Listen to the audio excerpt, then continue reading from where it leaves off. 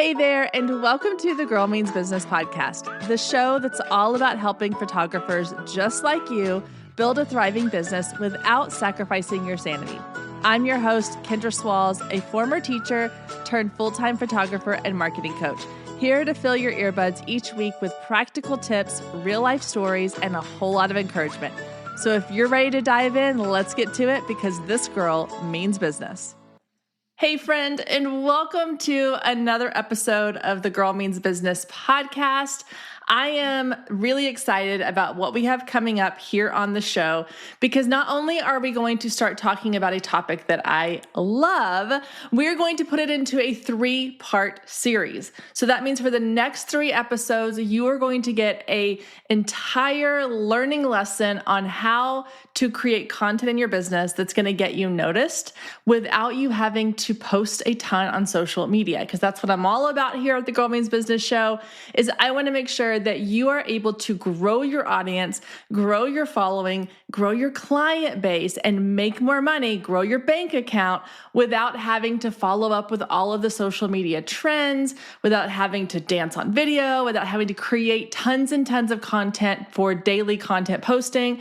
You can just do simple content pieces that are going to be evergreen in your business. We'll discuss what that means in a minute if you're not sure, and are going to help continue to get you more and more views, clicks, traffic, inquiries, all the things while you're focused on other things in your business. So for this series, we're going to take it back to the early 2000s, and we are going to break down how to create a blog for your photography business today in 2026 that is going to be not only effective at getting you new clients and effective at growing your audience, but it's going to be something that actually feels like you are doing something productive on the marketing side of your business. I know for me, when it came to social media content, one of the things that really frustrated me, I guess I could say, is that I felt like all the content I was creating was just kind of for show. It just felt very surface level. It felt very almost disengaged from what the actual client was looking for. It was just these little blurbs and snippets and pieces. And I never felt like I really was making a huge difference. I was just creating content to create content. And so when I stepped away from social media and I focused on the things that were actually things I enjoyed doing, but also things that kind of moved the needle forward, I really got back into blogging and this idea that I liked being able to use my blog as a way to create content for my clients to help educate them around the photography process. So let's kind of get into it. Let's break it down because in this first part of the series, we're going to be looking at why blogging is still a relevant marketing strategy that you can use in your business and how to use it, how to create content that your audience can actually find helpful. What that means is we're not just going to be blogging our photo sessions. We're going to be talking about all the things that you can put onto your website to drive traffic, to boost your SEO, to turn your clients into raving fans and get them excited about working with you and excited about your sessions, and also help to alleviate some of that pain point of having clients inquire with you before they're really ready and having to kind of handhold them through the process. Your blog can do a lot of that for you. So let's jump into part 1 of how to blog as a photographer. Now, one of the questions I get when I bring this up with my coaching clients or just talking to other photographers online, in person, all the things, is why blogging? Like, isn't that something that people paid attention to back in like the early 2000s, 2010? Like, blogging was huge. You'd have, tons of people doing home design blogging, recipe blogging, fashion blogging. That was really, really big. And there are people who blew up in the blogging space and are still getting tons of traffic because of that. However, it can still work for your business today. And I know that it is not the shiny, flashy thing that like you think of when you think of marketing.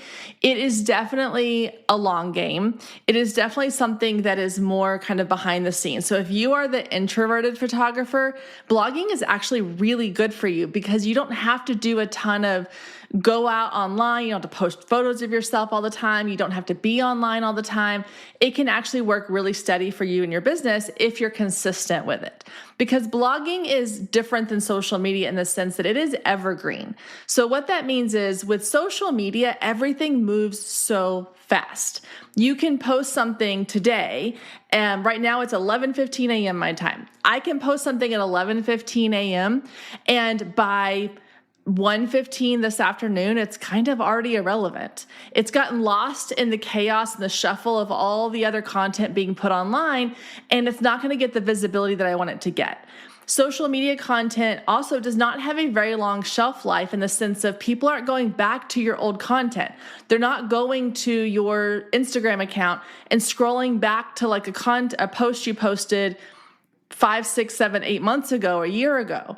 Whereas on a blog, your content is evergreen. So it's going to live on a lot longer because blogs are more likely to show up in a Google search, and it's content that people are consuming and then moving on to the next thing. So in a blog situation, they are being taken to your website. So they're on your website. They are creating like a checkbox for Google to say someone has visited this website. They're going to spend time on your website because they're reading through the content. They're looking at the photos. They're, searching through the post. They're scrolling. They might click on other things that they see in a sidebar or a header. Or if you're being strategic, you're adding things at the bottom of your blog post that are going to take them to another related blog post that they might find interesting based on the fact that they selected that post to read. So you're able to kind of walk them through this process. They're staying on your site. They're continuing to read the content. And that post that you link to at the end of your current blog post might be one you wrote 6 months ago, 3 years ago, 9 months ago, who knows? But it doesn't have to have this kind of limited shelf life because your blog can live on for a much longer time than your social media content is going to live on. So that helps to make your blog content a lot more stable in the sense that you're not constantly on this hamster wheel of creating content. You can create 1 to 2 blog posts a week, and then it lives on for a really long time. So my current blog is still getting traffic from posts that I made years ago. And along those same lines, my podcast, my videos, all of the things I'm creating right now in my business are evergreen content. Because I don't want to create content that's going to disappear as quickly as I'm creating it. That's not how I want to spend my time. So I'm focusing on creating this evergreen content that is going to continue to work in my business. And I see it working constantly, not only in my photography business, but here on the podcast and in my coaching business. All this content, my podcast episodes from a year or two ago still get downloads.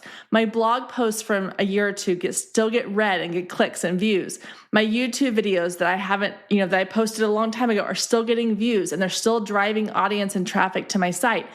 All of those things are working so perfectly in my business that I know that each piece of content I put out, I know that when I create this episode and I put it out there, that it's going to really work in my business for a much longer time than just a random social media post might do.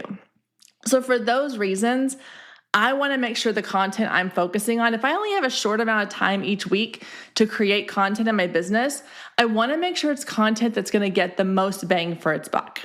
The other thing about blogs that I really love is that is a lot of times how people still find me as a photographer.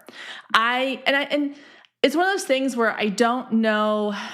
It could be a catch-22 of like, well, I'm not really on social media a ton. I do have a presence there. Like I have accounts there. I will update occasionally, or I'll post to my stories every once in a while. So I do have a presence online. Now, maybe if I did invest in spending a ton of hours a week creating content on social media, more of my clients would find me that way. But right now, when I have people inquire with me and I have them answer the question, how did you find me? A huge portion of them, I think somewhere in the 60 to 70% range, will say they found me through a Google search. Majority of the time, that means it came up with a blog post that took them to my website, which led to them researching everything about me and reaching out to book with me. And so that is huge. And if you notice that your clients are saying the same thing, that they're finding you from Google, then why would you not want to invest more in that process if that's how they're finding you. When I talk to my friends and I ask like, hey, how did you find this person? Or where do you go? I've asked just in conversation, hey, I'm just curious, if you wanted to find somebody to pet sit for you, where would you go? If you were looking for someone to do nails, or you're looking for a place to go get a spa day, where would you go first? And most of them will say Google. They'll either say they ask their friends and family, then they go to Google, and then they might go to social media. They said the hard part with social media is so many people are self-promoting on social media that it's become a little less reliable on the results that you're getting. With Google or friend referrals, with friend referrals, that's the number one thing you want. You want people talking about your business behind your back in a good way. But the second thing to that is Google, because Google is not biased. So Google doesn't care if you think you're the best thing on the planet. They're going based off of how many other people are saying that about you, based on your Google reviews, based on your search hits, based on how many people are on your page on a regular basis, all of these things. And so they're going by these like less biased metrics. Whereas if you go into a mom's group on Facebook and you say, hey, can someone give me a recommendation for a photographer? You're going to have 5 million photographers promoting themselves. And you don't really know if that's the best option for you or not, just because they said they're the best option for you.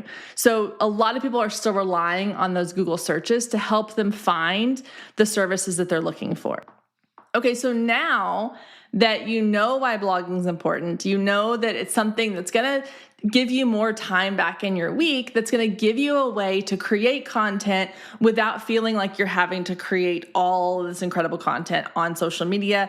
You're not having to constantly scream at your audiences for attention. You can create quiet content that's also going to get noticed, and it's going to work behind the scenes in your business.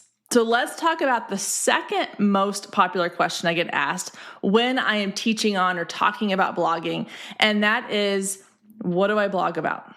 This is a really tough one for a lot of people because they're stuck in this mindset of, well, I'm going to blog my sessions. And they get stopped there. Or they'll say like, I'm going to blog my sessions, but I can also blog like what to wear guides, or like why, I don't know. Where do I go? What do I talk about? These are the things they get stuck on. And I totally get it. I've been there. What I've done in the process, kind of without meaning to, but from starting this podcast and learning about all the marketing things, is I've retrained my brain to look at the world through a marketing lens, to look at the world through a content lens. Now, that doesn't mean that everything I do becomes content. That's not what I want my life to be. But what that means is that when I am working with a client, or when I'm watching a show, or when I'm talking with other photographers or people who are my ideal audience, I kind of have this radar that goes up, like a little antenna that pops up on the side of my head. And it's like, oh, okay, what part of this conversation can I also utilize to help create content that's going to reach this type of audience? So I'll give you an example from a real life example. I was at a photo shoot with a senior client, and I mainly photograph senior girls. This happened to be a senior guy and his mom. And so we're walking around the area that we're in, and we're looking for different locations. And she and I are just kind of chit-chatting and behind the scenes while he's like getting his stuff together for like one of the shots that he wanted. And we're sitting there talking, and she says to me, she says, yeah, I love that you sent us a couple galleries from one of your other guy sessions, because I noticed you don't have a ton of them on your website. And she's like, but I really wish you'd had one of like someone at this location, because I wasn't really sure like what to expect. Because I went online, I Googled it. It was this kind of art district in downtown Fort Worth. And it's got some really cool spots, but if you're just driving by it, it's not going to look like someplace you might think of as a bystander going, oh, this is a great spot for photos. But as a photographer, we can kind of see some of the potential, I guess, behind some of those locations. Whereas I find myself saying a lot to my clients, like, just trust me, it's going to look amazing in the photo, when I have them standing in front of like a random shrub on the side of a road. And it turns out great, but they don't have that same vision. And it gave me this idea of like, ooh, what if I did a blog post kind of showing the location and then the image I got from that location?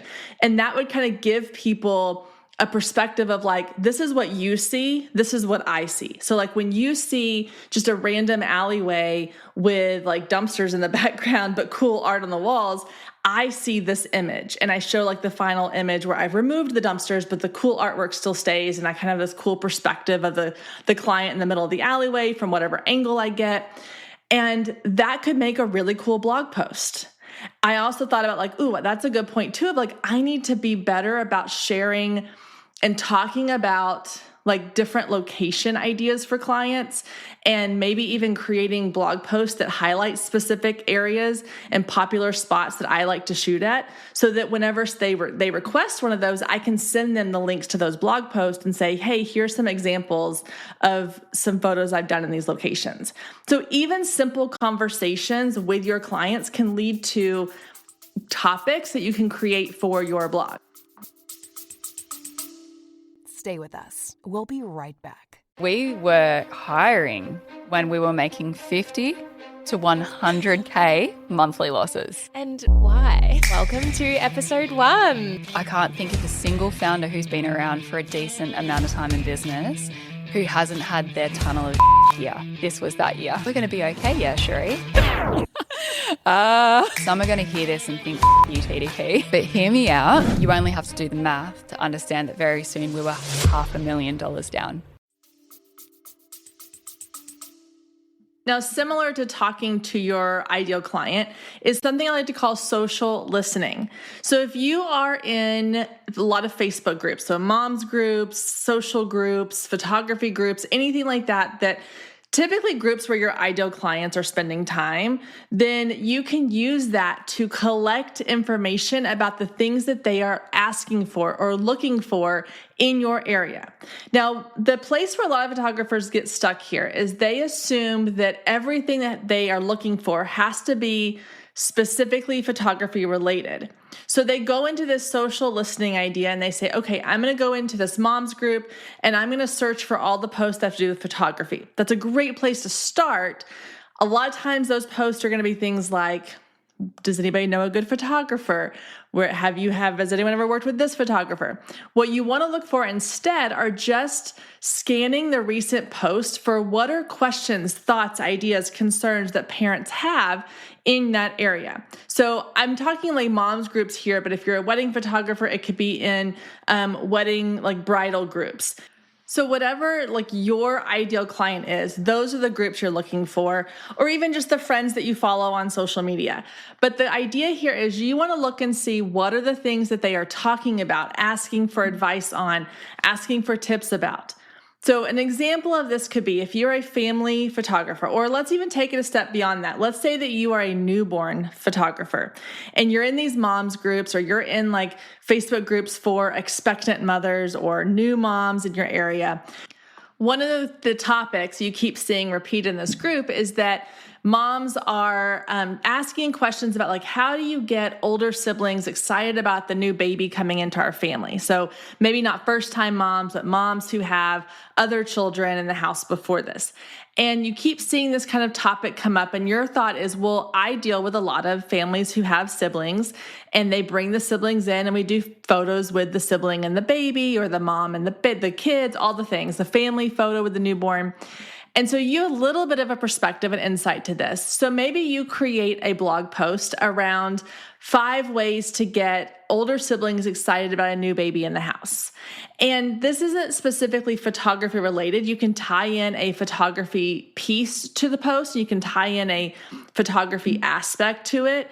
But you are hitting on a pain point that your ideal client has. And then when someone goes into the Facebook group and they ask a similar question, how did you get your older siblings, or how did you get your current children excited about the new baby? You can then share this blog post. You can say, hey, I actually created a whole blog post about 5 easy ways to get your older kids involved and excited about the new baby.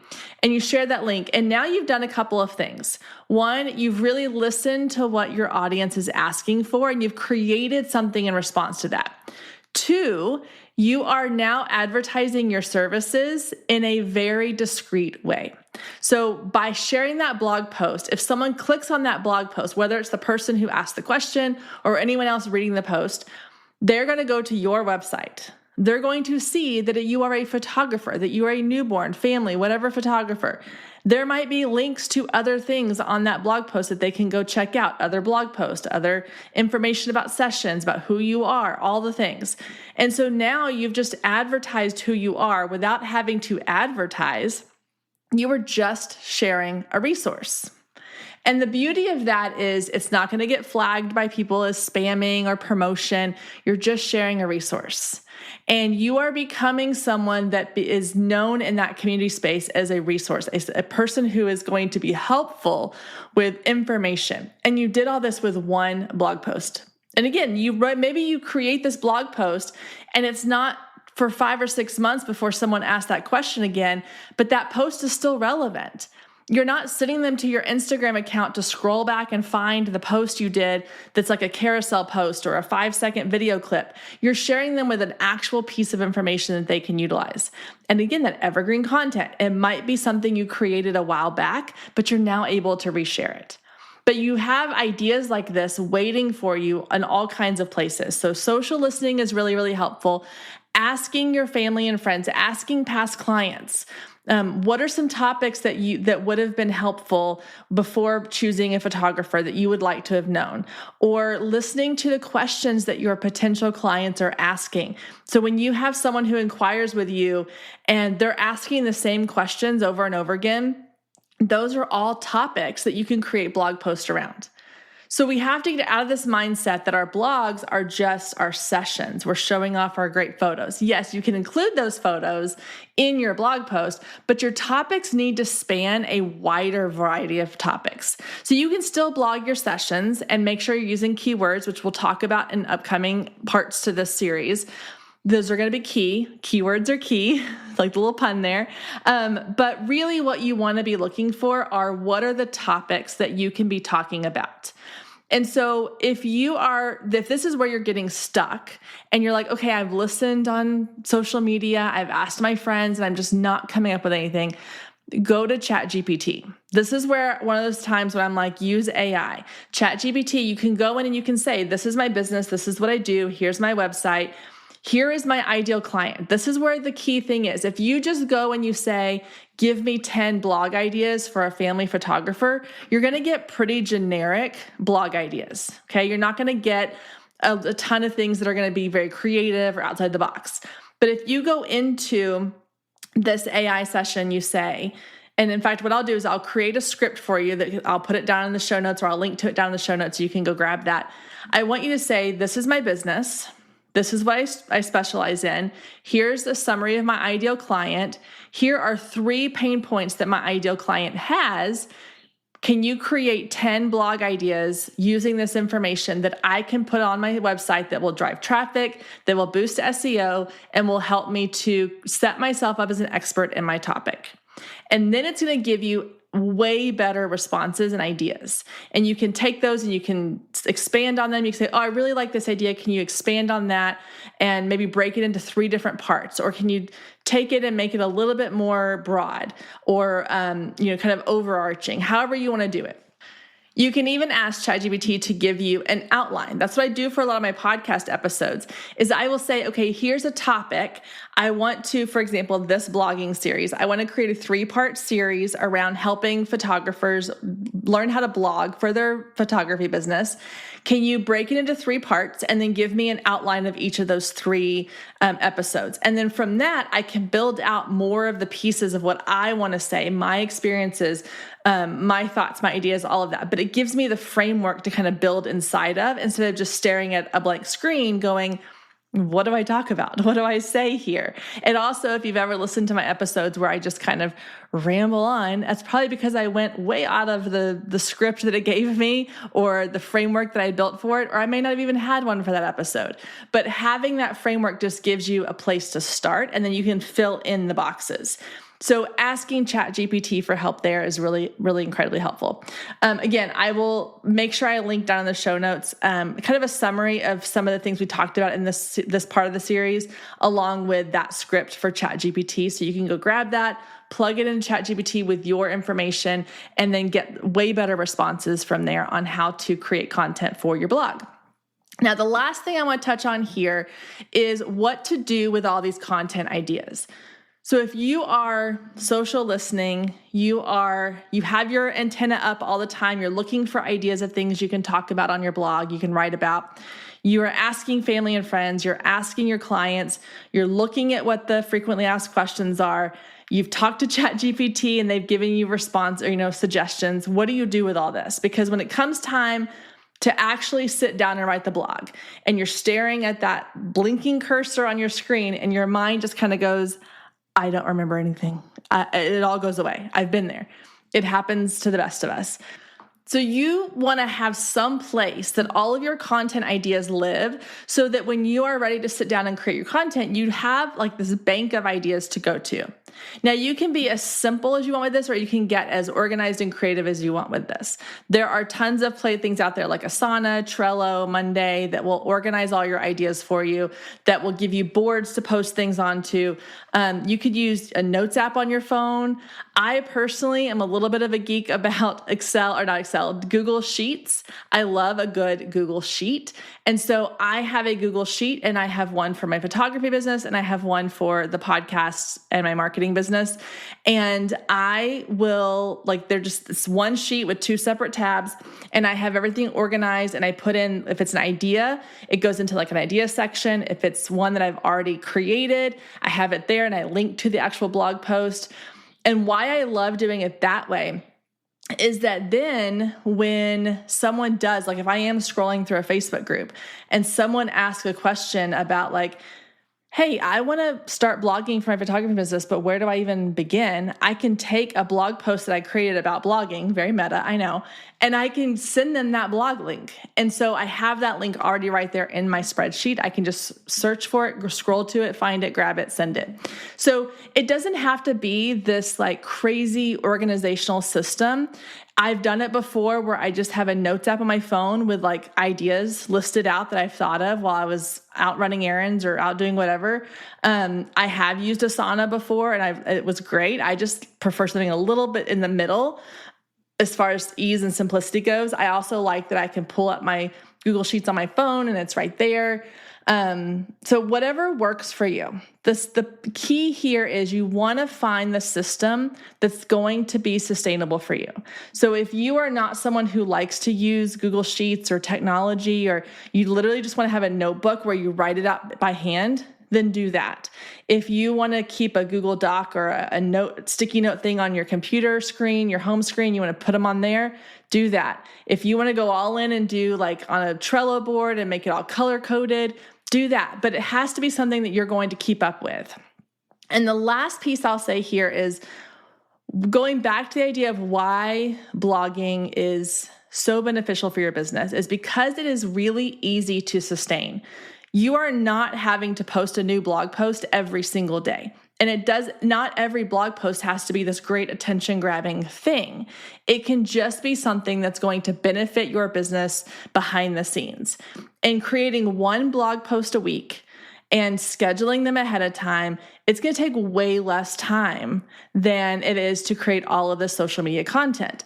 And so I want to just, if you take anything away from this episode, I want it to be that you can take the pressure off of yourself to create, and just pull back and simplify and say, I'm going to focus on creating one blog post a week.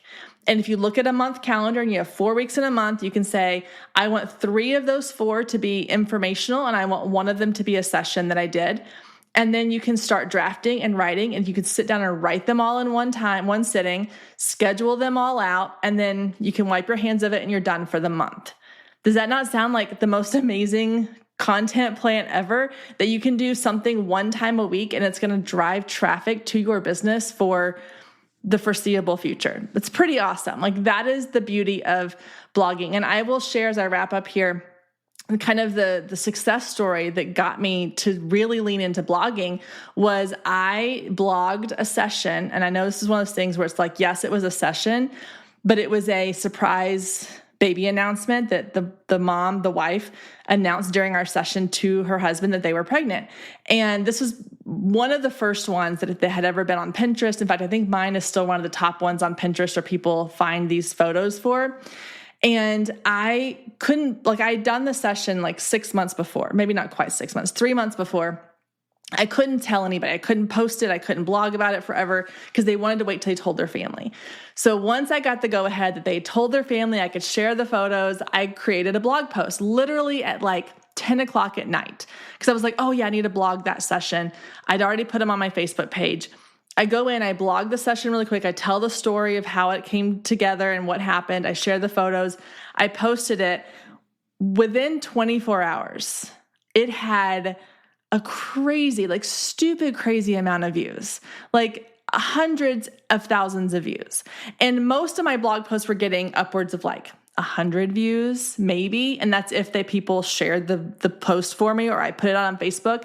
I hadn't even shared this post on Facebook yet. It's just the keywords, all the magic of it came together and it just spurred this incredible like whirlwind of people finding me, and I got more followers, and I had a link, to or it was on my website. So I was getting all this traffic on my website, which boosted my SEO. The only thing I wish I had done that I didn't have in place at that time was something in that blog post to capture emails, because I could have probably significantly grown my email list through that from all the traffic I was getting. But I had not got to that point yet, and so I didn't have that on there. That is my one probably big regret of not having my email system set up before I hit that, like, publish on that post.